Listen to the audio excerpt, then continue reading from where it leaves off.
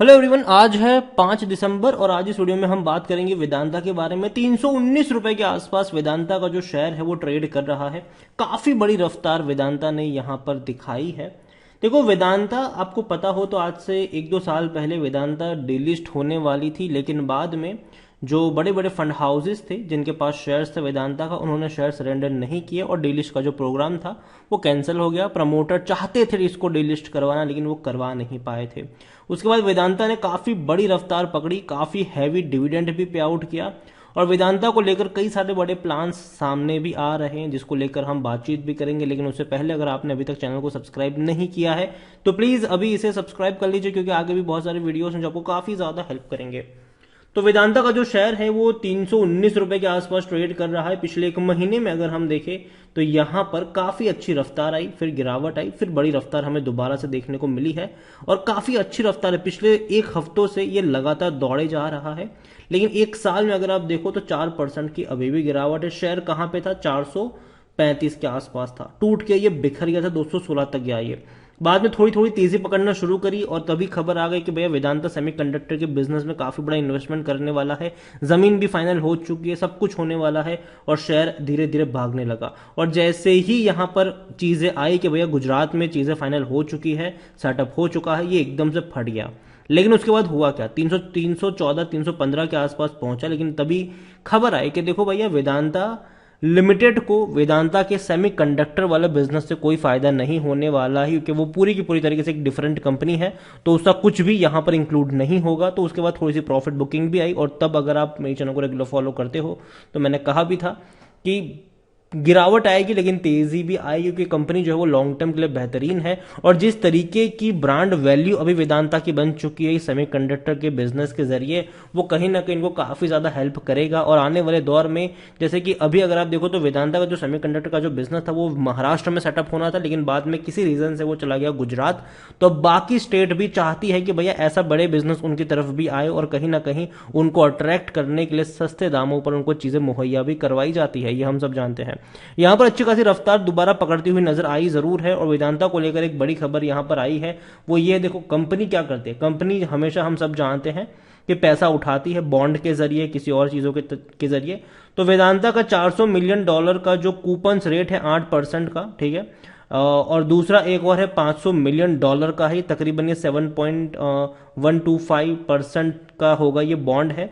वो दोनों ही मैच्योर्ड होने वाले हैं। पहला होगा वो 23 अप्रैल को होगा और दूसरा होगा वो 31 मई को होगा, अगले साल, ठीक है, अगले साल ये होने वाला है। दोनों ही मैच्योर होने वाले हैं, तो नजर होनी चाहिए कि भैया ये डिफॉल्ट ना हो, यहां पर भी नजर होनी चाहिए। एक और अपडेट यहां पर ये है कि वेदांता के जो चेयरमैन है अनिल अग्रवाल, उन्होंने कहा है क्योंकि जो कंपनी है वो उड़ीसा के सबसे बड़े इन्वेस्टर के तौर पर है, 80,000 करोड़ रुपए वो उड़ीसा में इन्वेस्ट कर चुके हैं और इतना ही नहीं और 25,000 करोड़ वो इन्वेस्ट करने वाले हैं अपने एन्यू मिलियम पार्क के लिए। प्रपोज भी किया है इसको लेकर, तो देखना रहेगा कि क्या होगा। लेकिन हाँ, वेदांता काफी हैवीली इन्वेस्ट कर रहा है उड़ीसा में और इवन ऑल ओवर इंडिया में वो काफी हैवीली इन्वेस्ट कर भी रहा है। वेदांता को लेकर अगर आप देखोगे तो कंपनी लार्ज कैप है, 1,19,000 करोड़ से भी ज्यादा का इसका मार्केट कैप है। वॉल्यूम देखे तो 1,60,00,000 से भी ज्यादा के देखने को मिल रहे हैं। बड़ी क्वांटिटी में शेयर जो है वो ट्रेड हो रहे हैं। सितंबर क्वार्टर में 36,600 करोड़ का रेवेन्यू था और 1,800 करोड़ का मुनाफा था, जो कि कम है मुनाफा, क्योंकि इससे पहले के क्वार्टर में कंपनी 4 से 5,000 करोड़ का क्वार्टरली प्रॉफिट करती थी। लेकिन रेवेन्यू में काफी अच्छी तेजी है, उसमें कोई शक की बात नहीं है। वेदांता में एक सबसे बड़ी दिक्कत यह है कि प्रमोटर के पास 69.69% की होल्डिंग तो है, लेकिन वो सारी की सारी गिरवी पड़ी हुई है और ये एक सबसे बड़ा कंसर्न भी है। एलआईसी के पास 8.73% की होल्डिंग नजर आई है और वेदांता में 8.09 एफआईएल्स के पास है, 0.82 म्यूचुअल फंड के पास है, 9.50% इंश्योरेंस कंपनी के पास देखने को मिल रहा है। डिविडेंड काफी भारी भरखम पे करता भी है ये शेयर और वेदांता ने थर्ड इंटरिम डिविडेंड भी पे किया, 17.5 रुपए का इन्होंने पे किया है। तो देखो यार, डिविडेंड बहुत हैवी पे कर रहा है ये, और डिविडेंड का जो सबसे बड़ा फायदा है वो किसको होता है? कंपनी के प्रमोटर्स को भी होता है। यहां पर अगर आप डिविडेंड की हिस्ट्री निकालो तो इसी साल इसने कितना सारा डिविडेंड पे कर दिया। पहले पे किया था इन्होंने 13 रुपए का पे किया, ठीक है, बाद में पे किया 31 रुपए 50 पैसे का पे किया, फिर 19 रुपए 50 पैसे का पे किया, फिर 17 रुपए 50 पैसे का इसने डिविडेंड पे किया। मतलब कि कुल मिलाकर ये कंपनी इसी साल 80 रुपए से भी ज्यादा का डिविडेंड पे कर चुकी है। 80 रुपए से भी ज्यादा का डिविडेंड इसी साल पे कर दिया है। जबकि वेदांता अगर आप नजर करो तो कोविड के वक्त ये कहां पे था, ये 60 रुपए से 65 रुपए के बीच में था, ठीक है। और इसी साल इसने 80 रुपए से ज्यादा का डिविडेंड पे किया और शेयर प्राइस 319 पर है। इवन पिछले साल भी काफी अच्छा इसने डिविडेंड पे किया था। कंपनी भारी भरकम डिविडेंड पे कर रही है और बहुत बड़ा पैसा हम कह सकते हैं कि कंपनी जो है वो निकाल रही है अपने वर्किंग कैपिटल से। वेदांता में कंपनी अच्छे रेवेन्यू भी क्लॉक कर रही है। 1,32,000 करोड़ से भी ज्यादा का इन्होंने रेवेन्यू कमाया था 2022 में। अभी भी अगर आप देखो तो 35,000 करोड़ से ज्यादा का क्वार्टरली रेवेन्यू देखने को मिल रहा है। और इसी रफ्तार से अगर बढ़ेंगे तो कंपनी का जो रेवेन्यू होगा वो इससे भी ज्यादा हो सकता है जो 2022 में था। प्रॉफिट हालांकि काफी अच्छा था, 23,000 करोड़ का था, लेकिन इस बार थोड़ा सा कम हुआ है। लेकिन उम्मीद करते हैं कि ये भी बढ़ेगा आने वाले दौर में। वेदांता को लेकर अगर आप देखो तो प्रमोटर की बहुत सारी होल्डिंग गिरवी है, मतलब सारी की सारी होल्डिंग गिरवी है। ये एक सबसे बड़ा नेगेटिव पॉइंट है। वरना अभी भी इस बड़ी रफ्तार के बावजूद भी इसका जो पी रेशियो वो 6.12 का है, जो कि सेक्टर पी 13 के मुकाबले काफी काफी काफी कम है। ये 57% एनालिस्ट कहते हैं खरीदारी करो। यहां पर खरीदारी करने का सही मौका अभी कुछ शायद ओवरबोर्ड जोन में नहीं है।